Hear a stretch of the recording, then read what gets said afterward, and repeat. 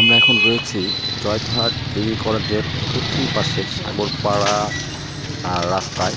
তো দেখুন, জয়পুরহাট সরকারি কলেজের সীমানা প্রাচীর ভেঙে ফেলা হয়েছে। এই রাস্তাটা খুবই সংকীর্ণ। যখন দুইজন ক্রস করা হয় তখন কিন্তু খুব কষ্টসাধ্য হয়ে যায়। তো জয়পুরহাট সরকারি ডিগ্রি কলেজ কর্তৃপক্ষ যদি এখানে কিছুটা জায়গা ছেড়ে দেয়, অর্থাৎ 1.5 থেকে 2 ফিট জায়গা ছেড়ে দেয়, তাহলে কিন্তু সবচেয়ে ভালো হয়।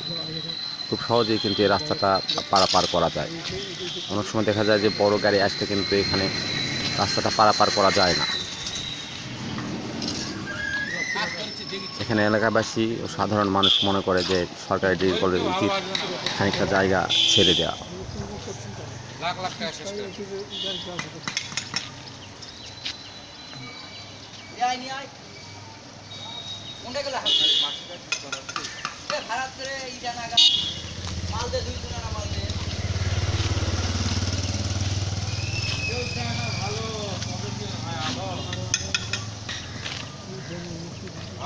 এই ব্যাপারে সরকারি ডিগ্রি কলেজ কর্তৃপক্ষের দৃষ্টি আকর্ষণ করছে।